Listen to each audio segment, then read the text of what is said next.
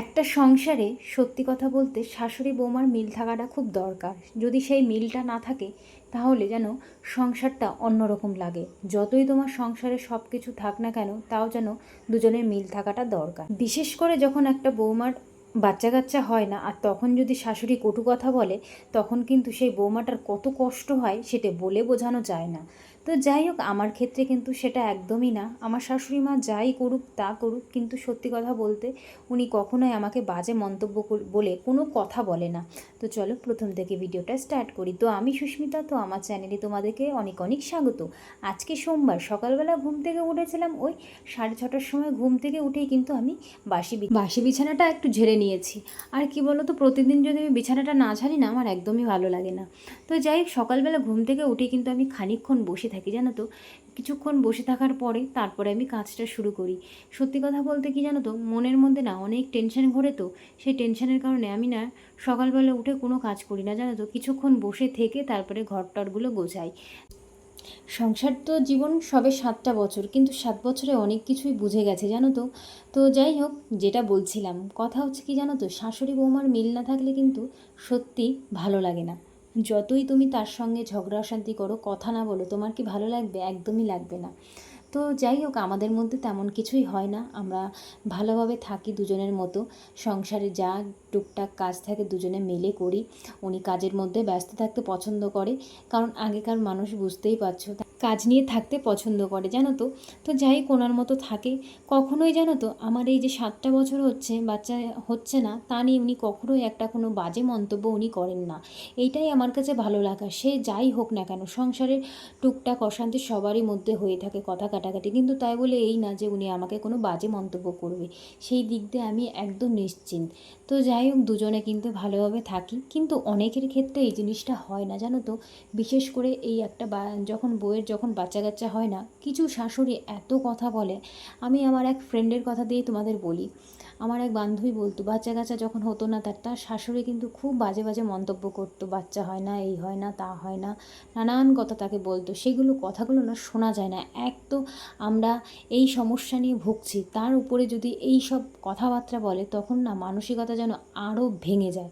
ভালো লাগে না যে যার সঙ্গে আমি সংসার করছি, সারাদিন বর তো বাড়ি থাকে না, স্বাভাবিক শাশুড়ির সঙ্গেই থাকা, আর সেই মানুষটা যদি উঠতে বসতে খারাপ খারাপ কথা বলে, তখন কতটা কষ্ট হয় আমি বুঝতে পারি। এটা শুধু আমার হয়তো কপাল ভালো যে আমি এই দিক দিয়ে বেঁচে গেছি, কিন্তু কিছু মানুষের তো সেই জিনিসটা হয় না। তাদের ক্ষেত্রে বাজে বাজে মন্তব্য করা, বাজে বাজে কথা বলা, তারা কিন্তু বলে থাকে। যাই হোক, কী বলবো, তাদের কথা কিছু বলার নেই। তো আমি কিন্তু সকালবেলা আজকে কী রান্না করেছি জানো? আজকে ভাবছিলাম যে কাঁঠাল রয়েছে, যে দেখতে পেয়েছো কাঁঠাল ভাঙা হয়েছে, আমার শাশুড়ি মা ভেঙেছে। ওই কাঁঠাল দিয়ে রুটি খাবে, আর এদিকে একটু কুমড়ো ভাজা করব সর্ষে ফোড়ন দিয়ে, কাঁচা লঙ্কা দিয়ে, বেশ ভালো লাগে জানো খেতে। তো ভাবলাম কী বলবো, আমি যখন রুটি দিয়ে খেয়েছি, এই কুমড়োটা এত মিষ্টি, এত মিষ্টি, মানে মুখ মেরে আসছে এরকম লাগছে, মুখে আর দিতে পারছি না, এতটা মিষ্টি। তো যাই হোক, আমার শাশুড়ি মা আমার জিজ্ঞাসা করছিলো, তুমি কি চিনি দিয়েছো এর মধ্যে? বলছি না না, চিনি দেবো কেন, এমনি কুমড়ো মিষ্টি হয়। তো যাই হোক, ভালোই লেগেছিলো কুমড়ো দিয়ে আলু দিয়ে খেতে। তো আমি কিন্তু সর্ষে ফোড়ন দিয়ে কাঁচা লঙ্কা দিয়ে কিন্তু আমি কুমড়ো ভাজাটা করেছি। আর রুটি করব, আর সঙ্গে আছে কাঁঠাল। কাঁঠালটা না খুব মিষ্টি, জানো তো। এখন এই বছরের শেষের দিকে কাঁঠাল খেতে কিন্তু বেশ ভালো লাগে। বছরের শেষ বলবো না, এই সময়টাই কাঁঠাল প্রায় উঠেই যায়। কাঁঠালের ইয়েটা পুরো মোটামুটি হয়তো একটা দুটো গাছে থাকে। তো এই কাঁঠালটা দিয়ে গেছিলো আমার মাসি শাশুড়ি এসে। তো এই কাঁঠালটা খাওয়া হয়েছে, কি সুন্দর যে কাঁঠালটা, বেশ ভালো। আর কিছুদিন আগে আমার শাশুড়ি মা কাঁঠালের বীজ আমাকে কেটে দিয়েছিল, সেটা ভেজেছিলাম, উনি খেয়েছে, গ্যাস হয়ে গেছে, জানো তো। কাঁঠালের বীজে ভীষণ প্রোটিন থাকে, কাঁঠালেও প্রোটিন, খুব প্রোটিন, বেশি মাত্রায় খেলে না গ্যাস হয়ে যায়। আর একটু বয়স হয়ে গেছে, স্বাভাবিক গ্যাস হয়ে যায়। যাই হোক, আমি আজকে বললাম যে তুমি বেশি খাবে না। তো যাই হোক, উনি বেশি খায় না, অল্পই খেয়েছে। তো এদিকে কিন্তু দেখো আমি এক এক করে রুটি বানিয়ে নিচ্ছি। আজকে জানো তো রুটিগুলো বানাচ্ছি, বেশ ভালো লাগছে আমার হাতে না। রুটির লেচিগুলো বেশ মোটা মোটা হয়ে যায়, রুটিগুলো মোটা হয়, ভালো লাগে না। একটু পাতলা পাতলা হলে কিন্তু রুটিগুলো খেতে বেশ ভালো লাগে। কার কার রুটিগুলো পাতলা পাতলা হয় অবশ্যই কিন্তু কমেন্টে জানিও। তো যাই হোক, এক এক করে কিন্তু আমি রুটিগুলো বেলে নিচ্ছি। আর যেহেতু বড়মশাই এখন যাবে ডিউটিতে, কিছুদিন ধরে জানো তো মনটা তেমন ভালো নেই, ওষুধ খাচ্ছি, ভেবেছি তোমাদের কিছুদিন ধরে যে আমার রিপোর্টগুলো তোমাদের সঙ্গে শেয়ার করব, কিন্তু আর সেই শেয়ার করাটাই হচ্ছে না।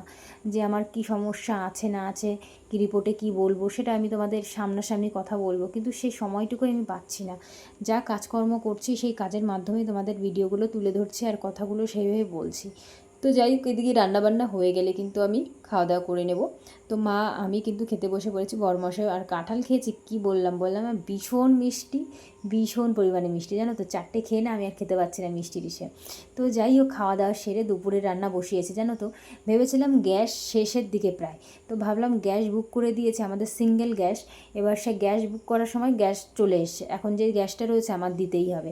অল্প গ্যাস রয়েছে, খারাপ লাগছে জানো তো, টাকার জিনিস তো দিতেও কষ্ট হয়। গ্যাসে আমি রান্না করি না তেমন, দেখেছো আমি উনুনেই কিন্তু রান্না করি। তো গ্যাসটা শেষ করার জন্য আমি কিন্তু গ্যাসে রান্না করছিলাম এই দুদিন। তো এদিকে গ্যাস চলে এসছে, কিছু করার নেই, তো গ্যাস নিয়ে গেল। এখন আবার গ্যাসের দাম 1000 টাকা হয়ে গেছে, বাপরে বাপ, আমাদের মতো মানুষের কী আর বলবো। আর তার উপরে তো কী বলবো, গরিব মানুষ, তার উপরে কিন্তু অন্নপূর্ণাও পাই না, জানি না কি দোষ করেছি ভাই, সব কিছুতেই বাধা, সব কিছুতে, কিছু করার নেই, কপালে আমার আছে। তো আজকে আমি রান্না করছি উচ্ছে আলু ভাজা, আর সাথে কিন্তু বড়ির তরকারি, যেহেতু আজকে সোমবার নিরামিষ খাবো। তো আজকে এই কালারটা দেখতে পাচ্ছি, কাঁচা লঙ্কাটা এত সবুজ কালারটা, একেবারে আমি কিন্তু দিয়েছি পুরো কাঁচা লঙ্কা, কোনো শুকনো লঙ্কা ইউজ করিনি।